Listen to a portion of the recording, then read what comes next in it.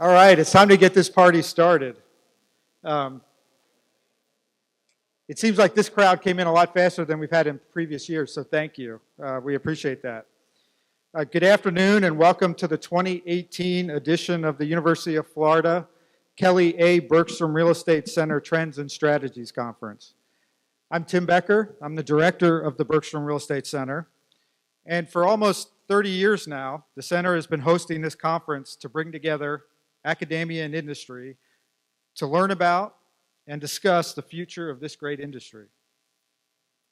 Our goal is to provide a forum for dialogue about today's challenges and tomorrow's opportunities, all the while helping our terrific group of students start their journey in our business. We hope you take away a few things over the next day. One, a piece of valuable information that will help improve your business. And two, lifelong connections that will transform your lives.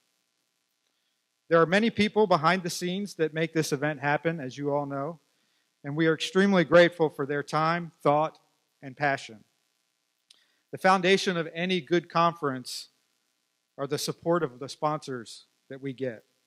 And as you notice from the signs out front, this year we have an incredible group of sponsors who have supported us, and we can't thank them enough. But I do want to give a special thanks to a few special sponsors. First, our platinum sponsors, Bergstrom Investment Management, who is a platinum sponsor every year. We're very appreciative for. Front Street Commercial Real Estate Group and TH Real Estate, two new platinum sponsors for this year. So thank you very much for your support of our conference. And then our gold sponsor, Marcus and Millichap. So if you could help me in thanking our platinum and gold sponsors.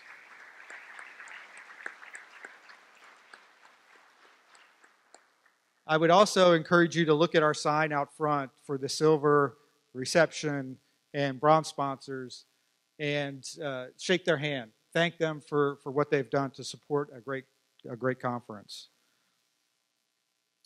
The other thing that it takes to put on a great conference is great leadership. And we certainly have great leadership in our industry advisory board. And it's my pleasure to introduce Andy Hogshead, who is the chairman of that advisory board, to give you a few words. Andy. The long walk.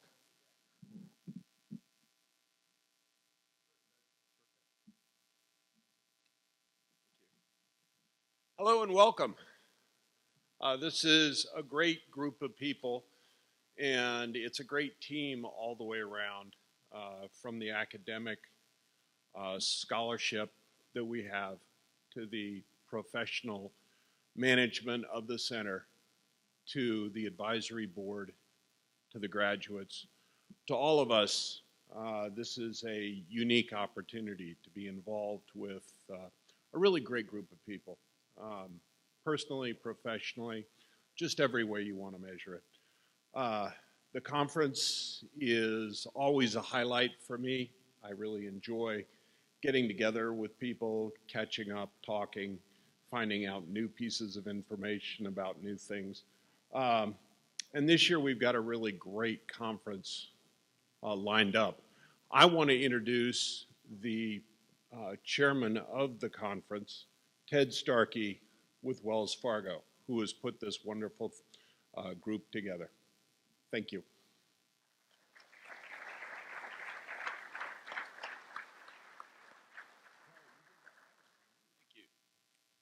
Thank you. Thanks, Andy.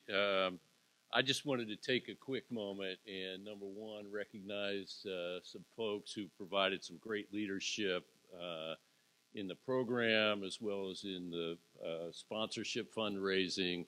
So if you were part of our planning committee for this year's conference, please stand up.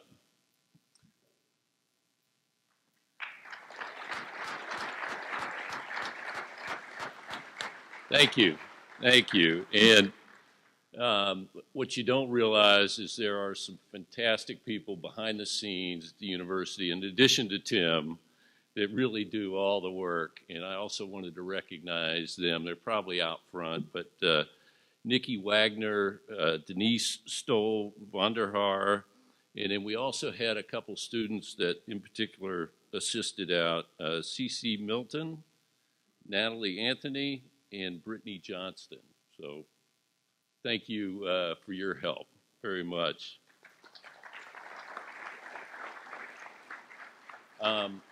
So let's get started. It's my pleasure to introduce our opening keynote speaker, Spencer Levy, who is America's Head of Research and Senior Economic Advisor for CBRE. He resides in Maryland, began his career with a couple of attorney firms, Jones Day and also Fried Frank Harris. Was Assistant General Counsel at the Witkoff Group, and is a 9-year veteran at CBRE. He started out there as an Executive Managing Director in the company's Capital Markets Group, and now America's Head of Research. So, Spencer, I'd like to welcome you to the stage.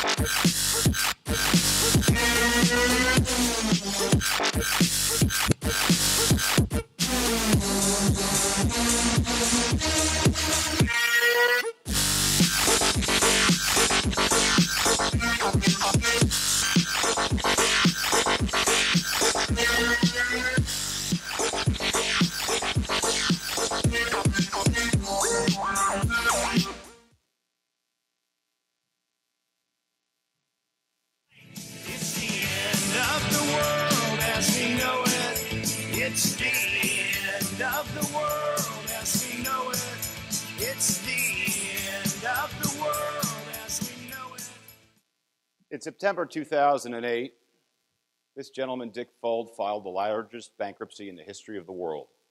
$650 billion, taking down Lehman Brothers, and in many people's opinion, taking down the broader world economy with it. This gentleman, Alan Greenspan, was the chief regulator for the United States for 20 years, from 1987 to 2007, until he passed the reins over to a couple of other folks. But during his reign, he was a free market economist. He believed that the market knew best and was taking his foot off of the pedal of more regulation that may have led to where we were. But there's another thing about Mr. Greenspan. He was part of the system. He had worked for several presidents. He was a true insider. Maybe he didn't want to regulate because he'd be regulating some of his friends. There's an expression, no one is so blind as one who will not see. The regulators that he turned it over to were these four and several other folks, and they, during the greatest moment of the crisis, said, well, there wasn't much we could do. So we decided to foam the runway and let them crash and pick up the pieces thereafter, because that was the right thing to do, to avoid moral hazard, to avoid the criticism that they had received when they had let J.P. Morgan merge with Bear Stearns 6 months earlier. George Orwell said, there are some ideas that are so preposterous that only an intellectual could believe it. I think letting the economy crash in the fashion that it did may have been one of them. But there's somebody who didn't see that. The gentleman on the left is Michael Burry, who you may have seen in the movie The Big Short, played by Batman. And the reality is that Mr. Burry was not an insider. He was a true outsider in every sense of the word. He was based in California. He also had Asperger's syndrome, which made him think not worse but differently than others, not being an insider. As an outsider, he shorted the market and made over hundreds of millions of dollars for himself and his investors. There's another expression. In the land of the blind, the one-eyed man is king. This is the history of the future. Rod, who is about to join us? Bob, I believe it's going to be Spencer Levy. Come on down. You're the next contestant on The Price is Right.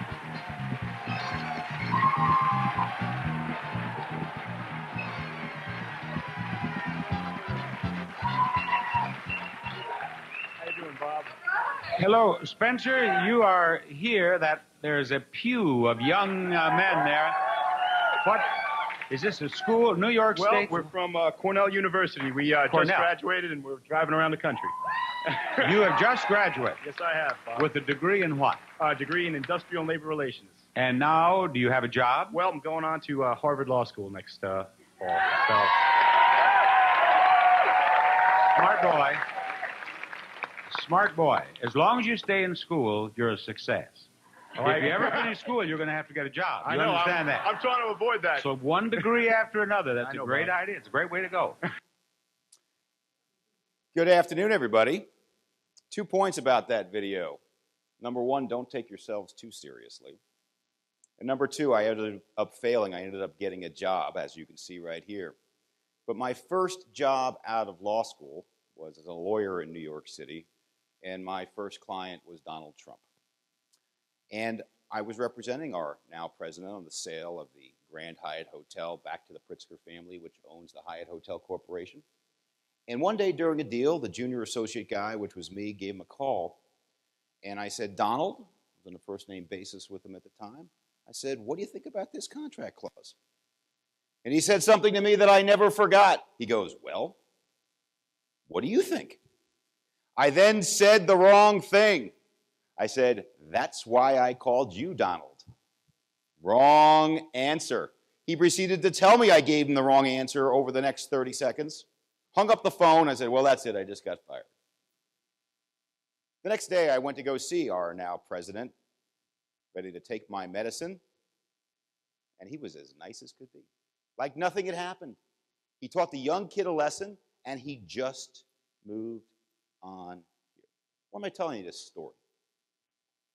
The title of today's presentation is The History of the Future. And what that means is we are always trying to predict the future for the real estate economy, for the macro economy, for trends. And we're always getting it wrong. Why? Because we view the world not just through our own eyes. We view the world through a series of lenses that we put in front of our eyes that shade our opinion. These opinions are often political. Very often they're about money. Very often they're about ideology or religion. Very often they're about groupthink. Keeping up with the Joneses is a very powerful force. So what's my point about telling that story about the president? Because notwithstanding the inflammatory rhetoric he has, the itchy Twitter finger, and I'm not here to defend a single word he says. What I am here to suggest is that behind the scenes, in my experience and in many others' experience, he empowers his people to do their jobs.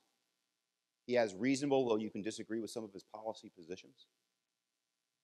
And he gets things done. But because of the way that we put filters in front of our eyes, not everybody sees it that way. What we're going to try to unravel today through the context of the broader economy and real estate is what some of those filters are and how they might influence your opinions. 4 more years. Now that I just gave this story about our president, you probably think this is about him too, right? It's not. The question I get every day is, when is the next recession going to happen? And I will tell you that is a question I've been asked the last 6, 7 years. In the last 6, 7 years, like, oh, a couple years from now. And as a matter of fact, the house view for our economists today up in Boston, next recession is going to happen sometime next year. And the reason why the recession is going to happen sometime in 2019 is because, number one, we have an extremely tight labor force, so it's hard for the economy to grow faster, maybe losing capacity. Number two, we are finally seeing that other I word, inflation. Every time I say that, it sounds like a disco ball from the 1970s, since I haven't seen much of it since then. But because of those things, we're petering out from employment, inflation's going up, interest rates are going up. Next year is when we're going to fall into a hole. But as the title might suggest, 4 more years, I might have a different opinion than that. And the reason I have a different opinion than that is because recessions don't start with a whimper. They start with a thud. What are the thud factors out there? What could take us down? One is a macro factor. China could have a hard landing. Asia could have another debt crisis. We could also see something in the United States. We could see the United States enter into a trade war, which is probably the #1 risk factor that most economists will say, or we might have a monetary error with Mr. Powell. But I think the most scary thing of all would be a black swan event, the unknown. But I think the known unknown showed up, at least whispered in our ear 3 weeks ago, which would be a stock market correction. And the reason why I'm saying 4 more years, not next year, which is our house view, is because I see all those factors, with the exception of the black swan, as less likely today than they were a year ago. Because the US dollar has gotten weaker, an Asian debt crisis is less likely. Because China has put up capital controls and they are growing faster than we expected, that's less likely. Mr. Powell is going to be very similar to Chairperson Yellen, who I'm a big fan of. And I do not believe we're going to enter into a trade war. And why do I think that last one? Because I'm not looking at this through political goggles. I'm not listening to the rhetoric and say, that's what's going to happen. There's rhetoric and then there's reality. And the reality is, even though we put up protectionist policies on solar panels, even though we're rumbling about NAFTA, we're not going to cut off our nose to spite our face on trade. So I think we may have a few more years to run. And there's another reason why we're going to run a few more years. We just had a big tax plan. And what was unusual about this tax plan? What was unusual is that we're late cycle by anybody's definition. And normally, if you want to have fiscal stimulus, you're going to do it at the beginning of the cycle to kickstart the economy going forward. Well, the economy was already doing well relative to where it's been over the past several years, and we put fiscal stimulus anyways, which is generally pretty good. I think the stock market, with the exception of the last couple of weeks, would say it's very good. And it's also very good for commercial real estate. A couple areas where I think it's going to be particularly good. First, I think it's going to be very good for multifamily, because they raised the standard deduction to $24,000 so you can see more renters. I also think it's going to be good for good old-fashioned bricks and mortar retail, because a disproportionate amount of the income benefits, not the overall benefits, but the income benefits, impacted folks at or below the median average income. And the difference between those folks and rich folks is because those folks spend 100% of their incremental dollars, most of that on consumables, at bricks and mortar stores. So we see benefit there. And we see benefit overall for office and industrial if the lowering of the cost of capital and the liquidity benefits of the tax plan spill over into office demand. And office demand, office using job growth is the most important statistic in real estate. We'll get back to it. Now, folks here in Florida, probably familiar with this one. Salt in your wounds. Anybody know what that refers to? State and local taxes.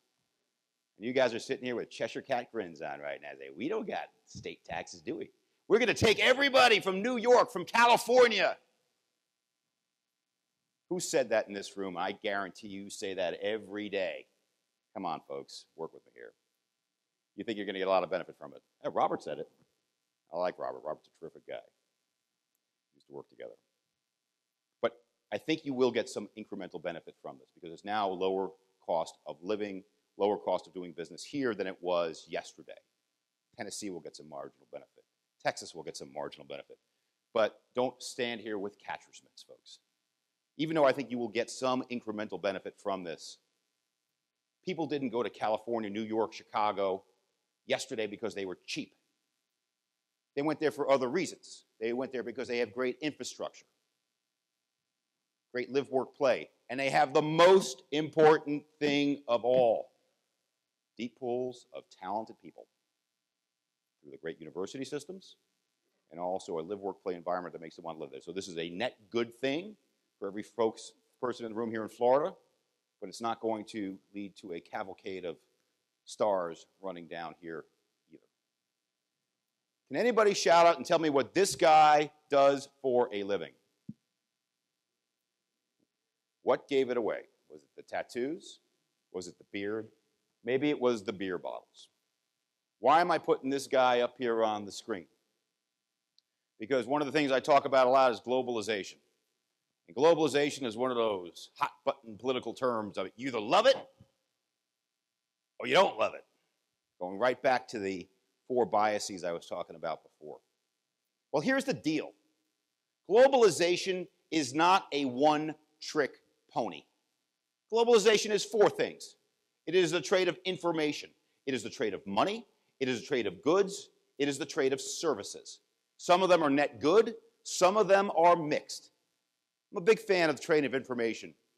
A kid with a smartphone in Africa today has more information at his fingertip than the President of the United States did 15 years ago.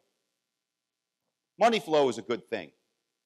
We're seeing that improve the value of real estate here. We're trading with folks overseas. But the flow of goods and services is where it gets tricky. When you see the president on television, he talks about trade. He says, we have an $800 billion goods deficit. Goods deficit. You know why he says that? Anybody? It's because we have a $250 billion services surplus with the rest of the world, including China, Canada, and Mexico. And if he wants to put up a protectionist wall, he's going to be throwing out the baby with the bathwater. He's not going to do it because we want to grow our services sector faster. You know who else wants to do that? China. And you know why China wants to do that? Because every advanced economy does that. When you're moving up the value chain, you move from goods production to service production. The only exception to that is Germany. So trade's really important. But why did I put this beer guy up here? Why do we see more of these beer guys? Have you guys noticed there's been a lot of microbreweries lately? I was in Boston the other day. A couple years ago, they had 45 microbreweries. They got 190 now. That's the same story we're seeing in Portland, Oregon. That's the same story we're seeing all over the country. Why is that? People start liking craft beer? No. This is a reaction to globalization and automation. Human beings are a resourceful species.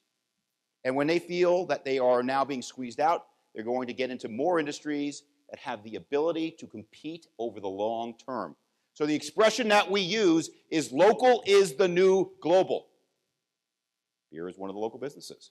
But what is going to be the biggest local business that's going to grow over the next several years? Somebody shout it out. Healthcare.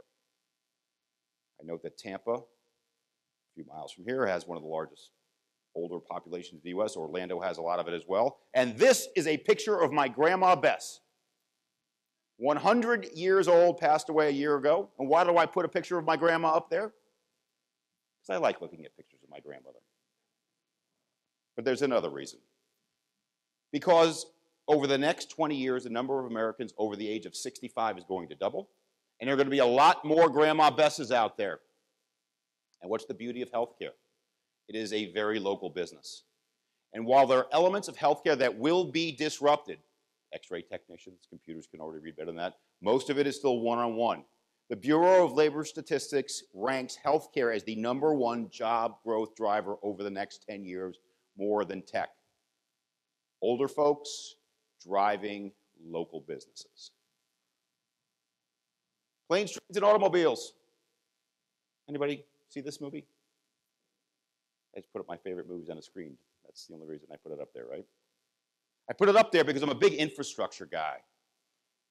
And I read a study recently by the University of Minnesota's Transportation Studies Department, and they ranked its top infrastructure cities in America. And then they ranked the bottom ones. What came out on top? New York, San Francisco, Boston, Washington, D.C. You know which came out on the bottom? A lot of the cities in Florida. Austin, Texas, Nashville, Raleigh. And I said, you know, boy, those cities are in trouble, right? They don't have good infrastructure. They'll never grow, right? Well, who am I supposed to believe? The study or my lying eyes? Because my lion eyes are telling me that those are the other cities that are growing the fastest in the United States, notwithstanding the fact their infrastructure doesn't stand up to some of the old school cities. And why is that? Well, what constitutes important infrastructure is changing, but also there are factors that are more important than infrastructure, including live, work, play, including talent. But the infrastructure that's important is changing. I used to be a big train guy. I know trains are a big controversial issue around here. But trains may not be as important as they once were. I got a buddy of mine who helps run the Chamber of Commerce down in Austin, Texas, named Gary Farmer. You know where Gary spends his time? At the airport, trying to get direct flights between Austin, Texas, and all the cities they want to be associated with, like San Jose, which he personally was able to take care of. He lovingly calls that direct flight between Austin, Texas, and San Jose the Nerd Bird. But that flight is very important. Direct flights to and from your city is important. But it's not just for passenger traffic. That's why planes are so important. Last year, 85% of all goods in the world were shipped via boat. 3% were shipped via airplane. 90% of all value of goods was shipped via airplane. 3% of stuff, 90% of money. Follow the money. A couple years ago, I got hip and I finally decided to get a music streaming service.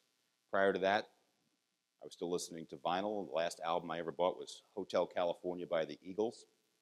And I liked that album so much that every time the song The New Kid in Town came up, I scratched the album and it skipped right over it. So it was a real bummer. But I got this music streaming service and it was awesome. I started listening to artists that I'd never heard before. I listened to Amy Winehouse. Amazing. Tragedy that she died. I started listening to other great older artists. Janis Joplin. I only heard a few of her songs, but she was amazing. And I was on this journey of discovery, saying, who else should I listen to? So I listened to Cher, and she's not that good. So let's stick with Amy Winehouse for a second. So I'm listening to Amy Winehouse, all these great stars, and then my account got hacked. I was like, oh, well, that's a bummer. So I called up the music streaming service and I said, there's a problem here. Somebody's using my account. I can't use it anymore. Can you help me out? You know what they did? They said, nice knowing you. And they cut and run. I'm like, wow, that wasn't very nice. That's a bummer. So I got another service. But before I did, I read the contract I signed with the music streaming service. For my $12.99 a month, not only did I get their music, but they had direct access to all of my contacts, my location, and my photographs. So if they could hack into one thing, could they hack into that as well? What's my point here? You probably noticed over the last few months you've seen more pushback on privacy and other issues with respect to the big tech firms than you've seen in a while. You might say, well, why is that? Do we finally just start caring about privacy? Do we start caring about what happened with Equifax? Do we start caring about Bitcoin? No, it's bigger than that. This may be the biggest issue in the world today. The reason why we're pushing back on tech firms is because the world isn't growing fast enough. We're getting more unequal. And when the pie isn't getting big enough for everyone, people will go for their piece of the pie, not to try to make the pie bigger for all. And you see the big kids on the block in the tech firms, I say, you know what, I want a piece of that. And they're using these other reasons, the privacy and other concerns, as a lever. That's why you're seeing taxation picked up over in Europe. There was a famous textile worker in the late 19th century. His name was Neil Ludd. And one day, Mr. Ludd came to work, looked for his hand-spun loom, couldn't find it because there was a mechanized loom in its place. And his boss said, oh, look at this great mechanized loom. You could do the work of 10 of you. And as a matter of fact, you don't have a job anymore, Mr. Ludd. Mr. Ludd didn't like that. So Mr. Ludd took out a hammer and smashed the machine, starting what's known as, to this day, the Luddite movement. And the Luddite movement will continue. And why is that? Because what is one of the solutions that the tech firms have come up with? The minimum living wage. We'll take your job, but we'll give you 25 grand a year so you can sit on the beach, eat grapes, and recite Plato. A job isn't just a way to make money. A job is part of your identity. It moves you up the chain. You guys remember Abe Maslow, Psych 101? One of my favorite guys. The beauty of this triangle is it applies to everybody on the planet, starting with basic physiological needs and moving your way up. What the tech firms are saying is like, you know what? We're going to take your jobs and we're going to move you down the chain, and you're going to be better off for it. So part of the pushback is the solutions that are being offered are worse than the problem. Lightning round. Well, you guys thought that I was just up here talking. And I was asking you for audience participation just because I was getting tired of hearing my voice. Well, I was doing it for two reasons. Because if I didn't get audience participation because I asked for it, I'm going to get it now. And I call this portion the lightning round, where I come out to you, ask you a couple of questions about what's going on, the shoe store portion of the presentation. Because right now I can guarantee you that everybody in the room knows what kind of shoes they're wearing because you're staring at them. Hoping that I won't catch you by the eye, hoping I won't call on you. Hello, Jackson. How are you? Good. How are you doing? Well, Jackson, there's one other part to this game. It's a two-word game, so I'll let you introduce yourself slide. But 2 words on globalization. Is it a good thing? Is it a bad thing? Is it getting faster? Is it getting slower? What do you think, Jackson? I think it can be a great thing. Those are more than 2 words, Jackson. I think it is 3 words, Jackson. great thing. There we go, Jackson. Thank you very much. Now, Jackson, I'll come back to you. Okay. What's good and bad about it, Jackson? I think it can expand the economy. That's true. Anything bad about it? There's definitely cons to it. All righty. Thank you, Jackson. There might be a few cons to it. But look, globalization is a good thing. It makes stuff cheaper around here and allows people to move up the value chain.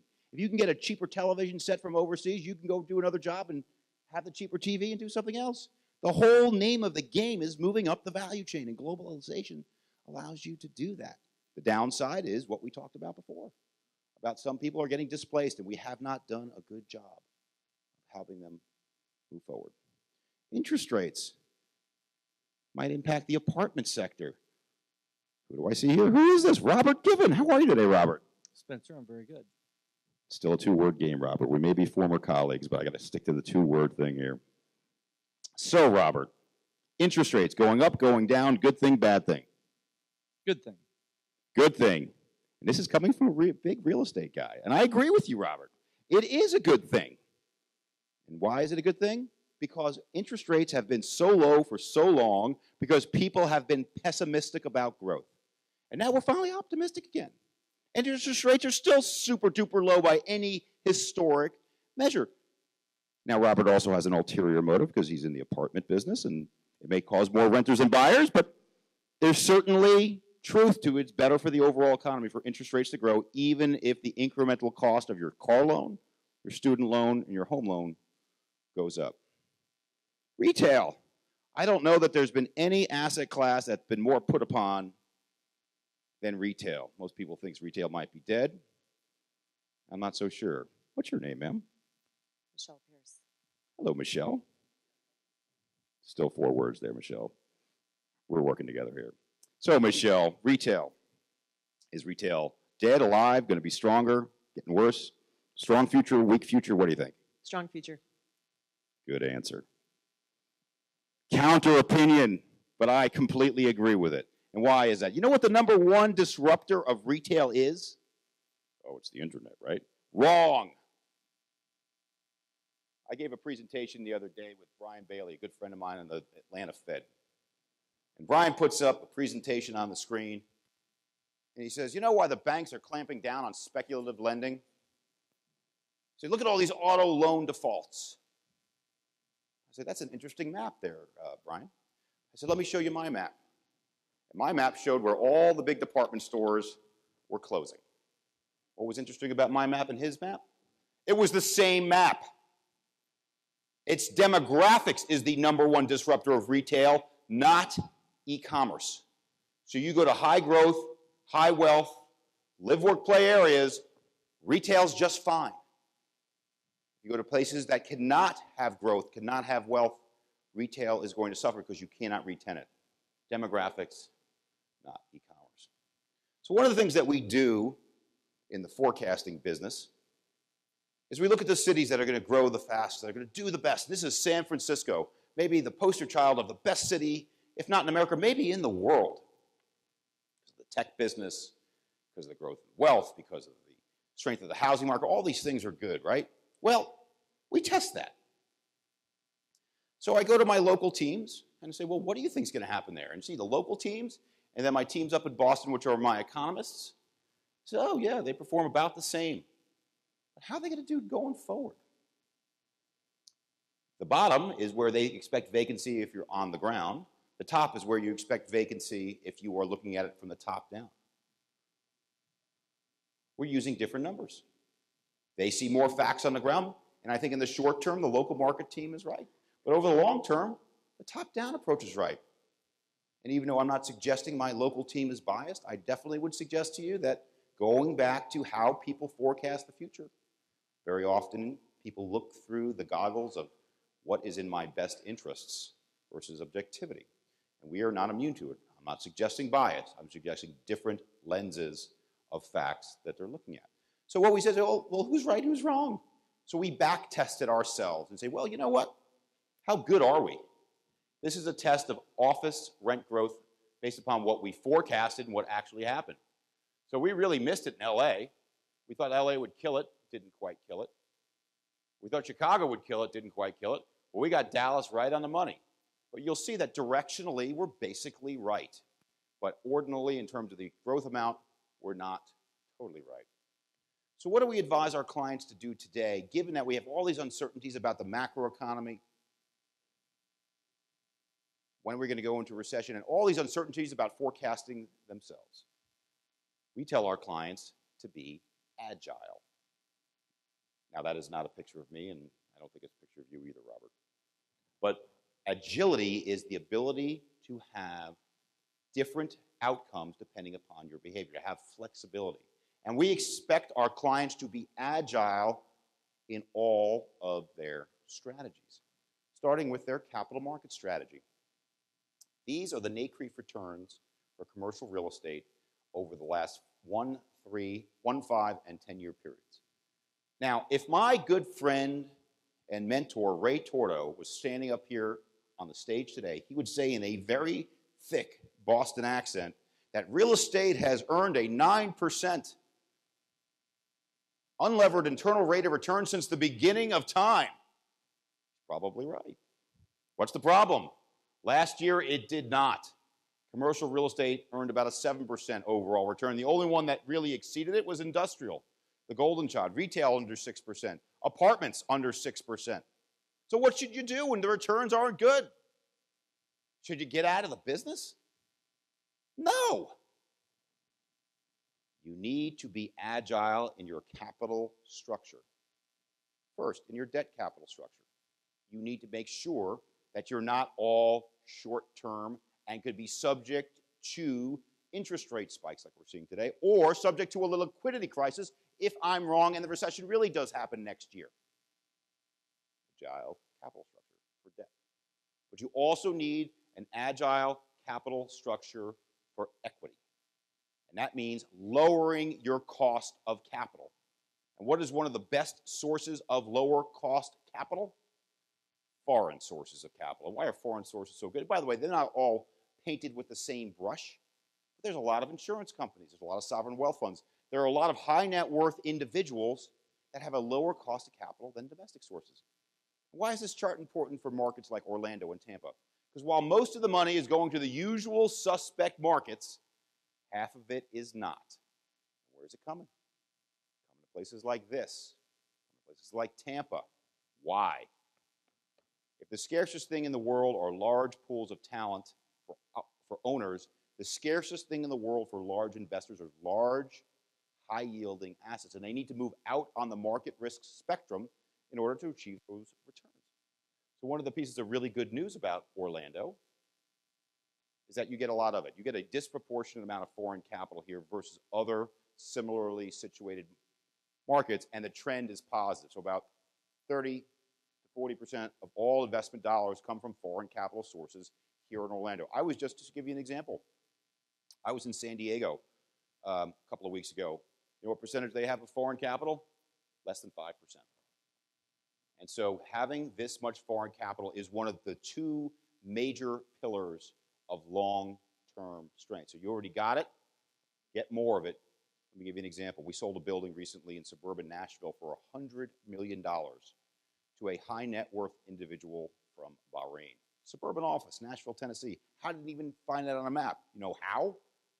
His kid went to Vanderbilt University. He said, Dad, let's go buy something here. So foreign capital, by having folks in your town, can lead to positive outcomes like that. Now, which markets do people want to go to?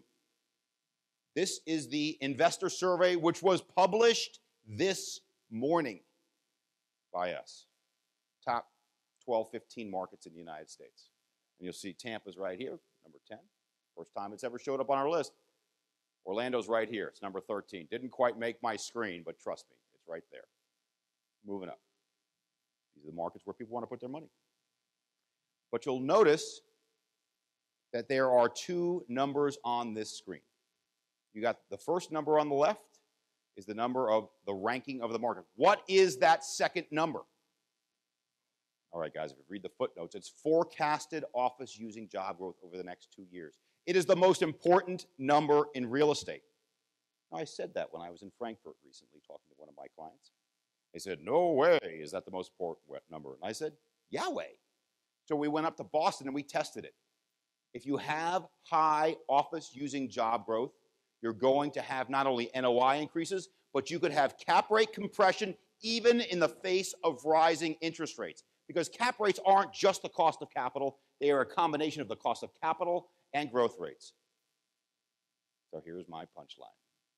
I was thinking about walking off the screen to this slide, but I'm going to keep going for another couple of minutes. We looked which cities in America have the fastest office using job growth over the next couple of years.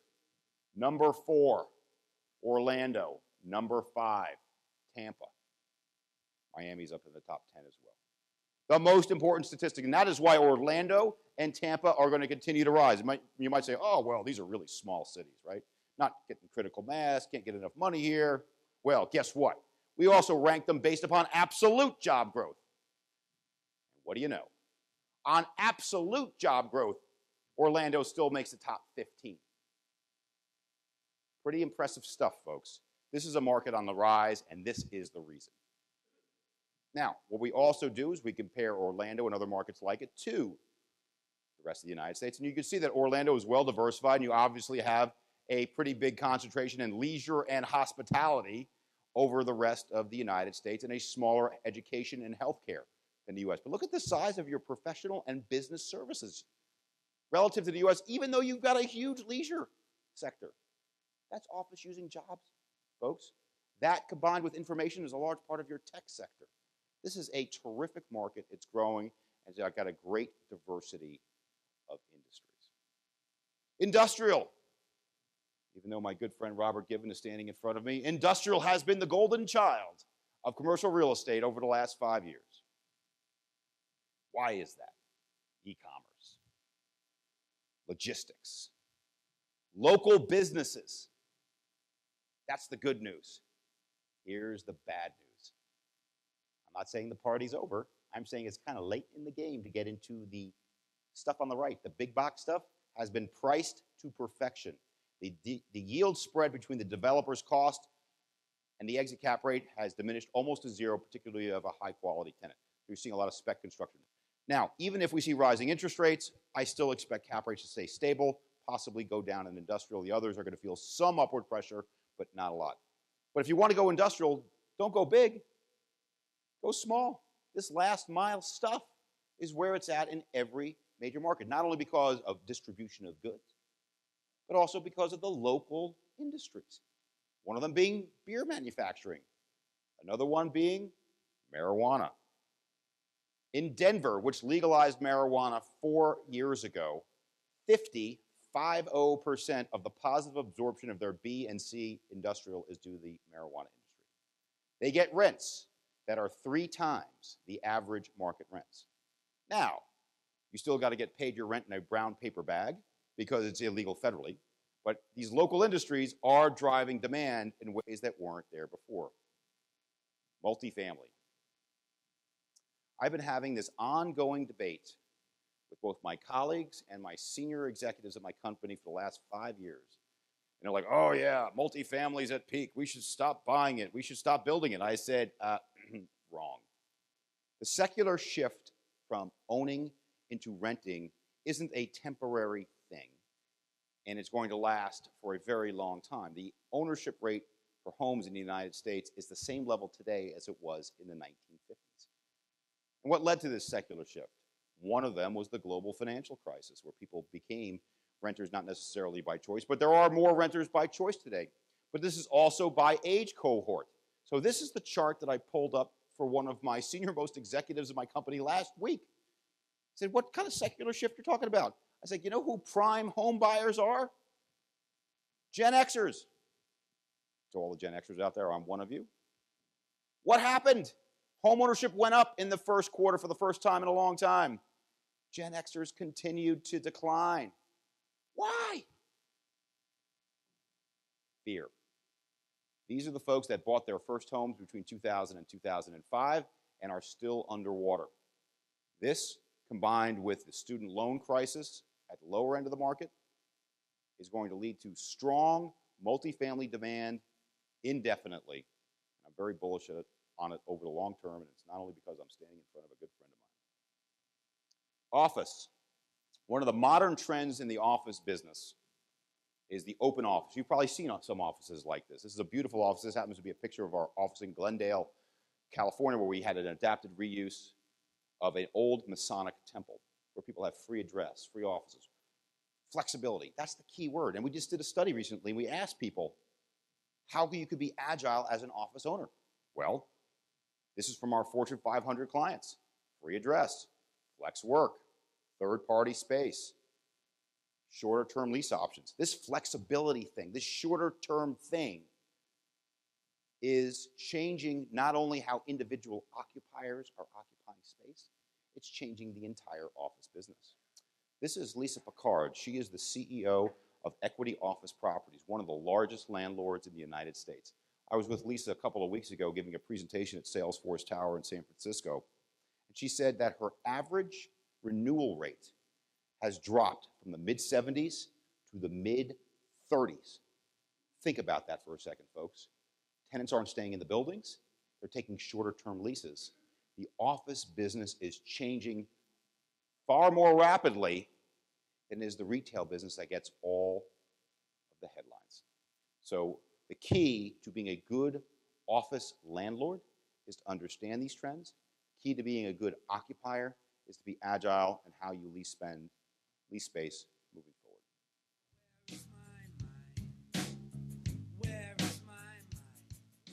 I just like that song. Bitcoin. You guys remember that this presentation is called The History of the Future, right? And some of you have opinions on Bitcoin in the audience, like everybody. And some of you think it's great. Some of you don't. And you're all like, oh, I'm a cold, clear, rational thinker. I'm thinking that way because it's either going to make money or it's not. Let me beg to differ. The same things that will change your outlook towards the future on commercial real estate matters and economic matters are shading your opinion on Bitcoin. Let me tell you why. This is Steve Jobs. Steve Jobs wasn't a tech leader. Steve Jobs was a deity. To many people, tech isn't just a thing that makes life better. Tech is life. Tech is almost a religion for some folks. And there is a battle going on right now in Silicon Valley between the so-called techno-optimists, led by folks like Andrew McAfee, who I was with yesterday, and the techno-pessimists, led by Professor Robert Gordon at the University of Chicago. Techno-optimists think the world's all going to be better. And they defend it with dogmatic belief, not dissimilar to ideologies and religion. So one of the things that shades your Bitcoin opinion is, am I a techno-optimist or am I a techno-pessimist? You know what else shades your opinion? Good old-fashioned money. These are the Winklevoss twins, better known to most of you folks as the villains in the movie The Social Network. They're also major investors in Bitcoin. And when they talk about Bitcoin, they don't just talk about it in a way that says Bitcoin is great, going to change the world. They do say that. But they said to anybody that disagrees with them are dinosaurs. They throw them under the bus as quickly and as ruthlessly as they can. Why? Because they got money in the game and that's all they care about. These are the people that Ayn Rand predicted. Pure capitalists. And will run people over. So money is changing certain people's opinion on Bitcoin. Politics. We started this discussion today talking about politics. And China and India recently banned Bitcoin. Why? If it's the greatest thing since sliced bread, why did they ban it? They banned it because one of the single greatest forces of political control is your currency. And it takes some of their power away from them. Which is precisely the reason why so many people like it. The reason they hate it is the reason why the people like it, because it takes power away from the state. And not everybody is giving it up willingly. But perhaps the most powerful force is groupthink, as in keeping up with the Joneses. Now, all of you thought that Gal Gadot came out of Wonder Woman and out of nowhere. She was actually hanging out with Don Draper and the guy from the Hangover movies. But keeping up with the Joneses, groupthink, being cool, being hip. I bought some Bitcoin. I'm cooler than you. Don't kid yourself. That's a powerful force. So we're all subject to these powerful forces when we predict the future. But you know who's not subject to these powerful forces? The greatest forecaster of all time, Paul the Octopus. Why was Paul the Octopus the greatest forecaster of all time? Because in the 2010 World Cup, he predicted 8 out of 8 of the quarterfinal matches and beyond. All of them. He then died a week later in a pool of calamari and garlic and oil. But the reality was he was a great forecaster. And so the question is, do you have to live at the bottom of the ocean like an octopus to be a great forecaster? No. Leonardo da Vinci. We all think we think outside the box. We're great thinkers. Well, when somebody in Da Vinci's era or Copernicus or Galileo thought outside the box, they were risking jail or even execution. Yet he came up with the greatest ideas of all time, inventing the airplane, inventing the helicopter. What was Da Vinci's greatest strength? Copernicus, Madame Curie. Wasn't genius. You know what it was? It was courage. They had the strength and character to say opinions that went against the grain, and this is the living image of courage, Malala, who had the temerity to say that girls should go to school and got shot for it, and won a Nobel Prize for it. That is the modern face of courage. My last point. We all work pretty hard, and we're worried about the future. I wrote a piece about a month ago called Smell More Roses, because predicting the future is hard, but the present is pretty good too.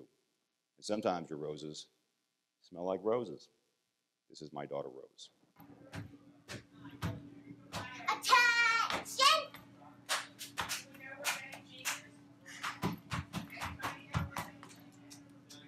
That's how I do it, baby! Thank you very much.